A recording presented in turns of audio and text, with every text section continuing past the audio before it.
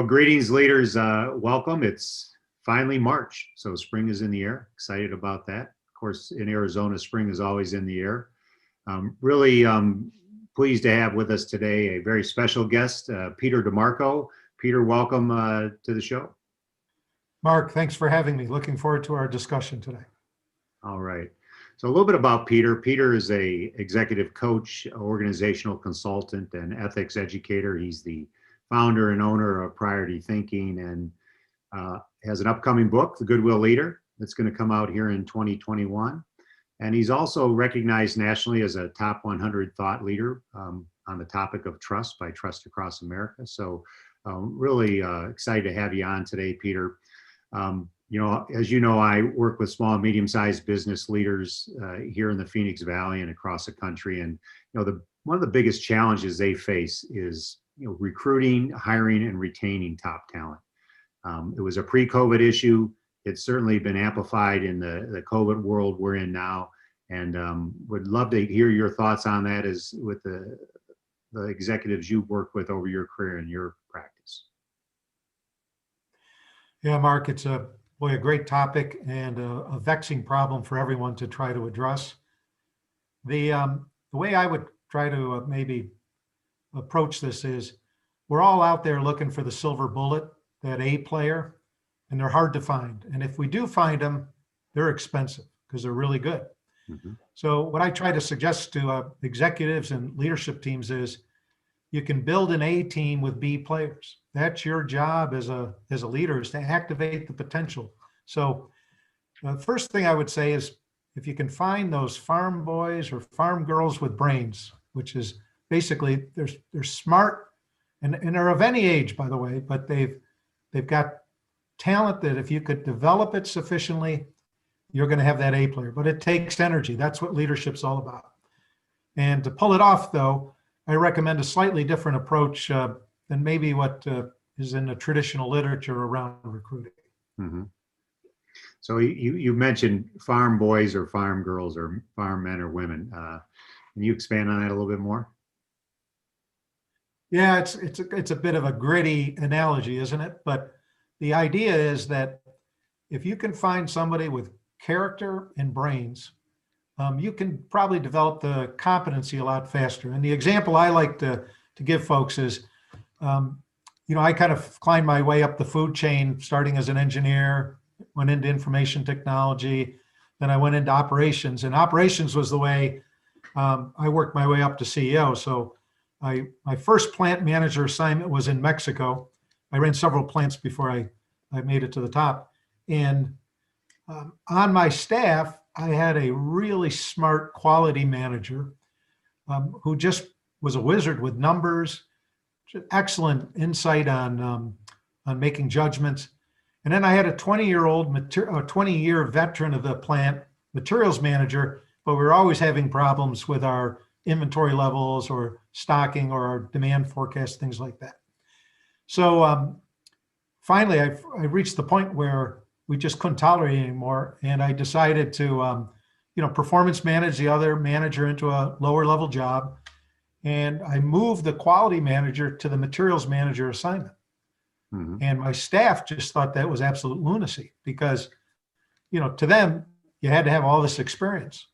But what this particular young leader, and he had been educated in Mexico, he was a Mexican national, very talented, was within 90 to 120 days, he had already exceeded the materials manager who had been in place. Mm-hmm. Inventory levels were set correctly. His demand forecasting was good. Bill of materials were finally fixed. And so it's just a great example that if you can find people with hard work ethic, which is what he had, and the professional character and competence that you needed, the brains that went with it, boy, you could really accelerate. Yeah. No, great story. Thanks for sharing, Peter. I do know that you have a model that you use with the executives as you're coaching them on this process of hiring and retaining top talent. How about sharing a bit of that with those? Yeah, here's a really simple way to think about it is there's 5 meta competencies we've identified, what we call the quality of inequality in leadership. So it's kind of a provocative term, and you'll see this in my book when it comes out. And those 5 layers are, the first layer is the reasoning ability of the person. So think of it as the habit of thinking. How do they look at the world? How do they see problems? Steve Jobs, for example, one of his opening lines in an interview was, "Hey, tell me what you think about this." It's a great line. And it was really the genius behind Jobs was that he wanted to first see if the person thought correctly, if their mind was well developed, if it was an ordered mind. Then the next layer in our model is the technical or functional.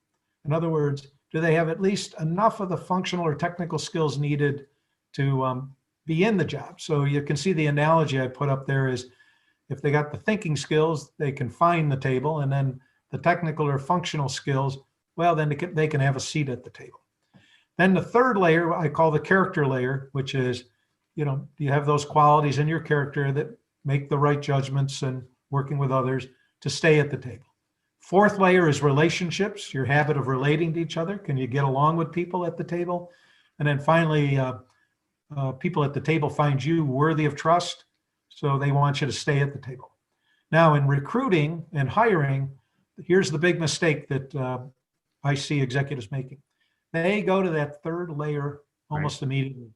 They want to see if this person's a fit for our culture and if they got the right character. And they really get kind of biased by that process because they think that person, feels like the right guy or gal that's going to be sitting at the table. And that's a big mistake. In our model, what we say is start with level 1, make sure they can think correctly. And we actually run them through some pretty rigorous diagnostics to assess their verbal, logical, cognitive thinking abilities, problem solving, critical thinking.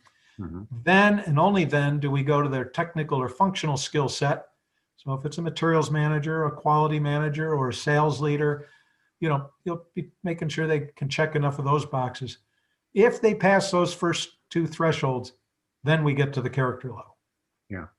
No, you bring up an interesting dynamic in this process. What I have seen, and with the leaders I work with, is it does normally start with step 3.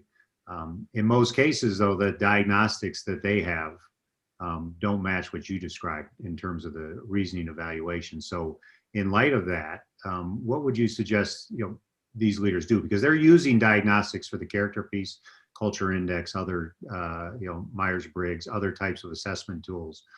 How would you approach it from their perspective if they did not have the access to those tools?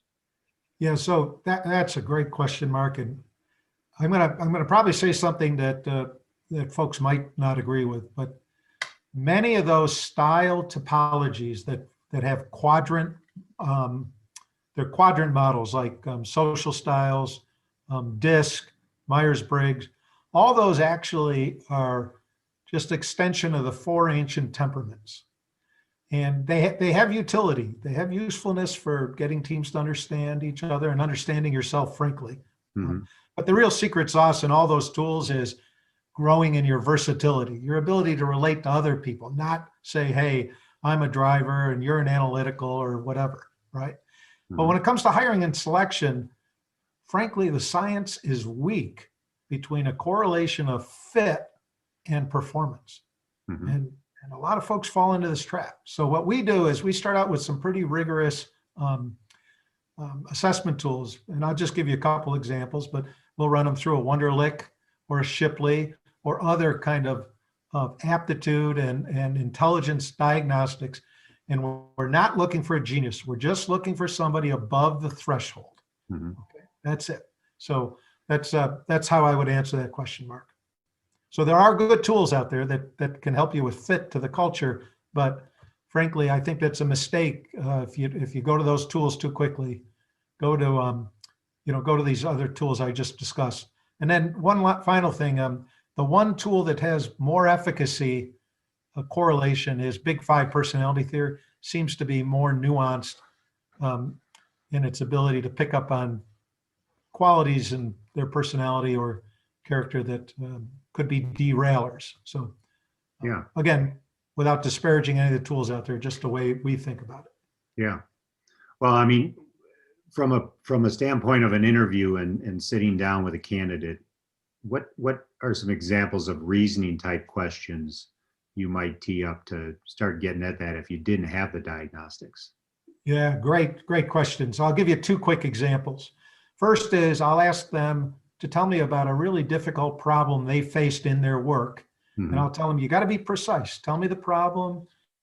And so they might describe it using a narrative. And I'll say, okay, now I'd like you to quantify the problem. So then they go through and they'll quantify it. And I'll say, okay, now would you take me through how did you solve that problem? Now, what am I looking for? Well, I'm just looking for basic evidence of a problem-solving process. Believe it or not, one of the short circuits that we see in a lot of executives is they go from symptom to solution.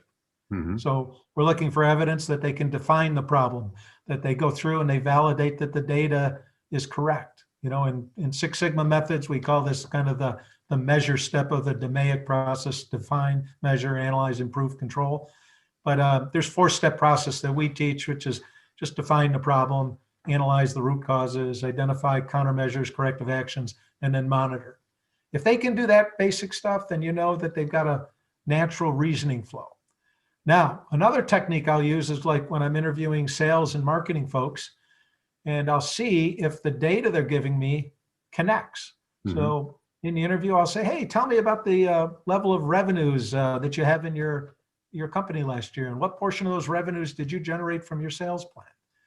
Then 5-10 minutes later into the interview, I'll say, hey, what was the average unit selling price on that product that you were selling, you know? And then 5-10 minutes later, hey, how many units of that product did you sell?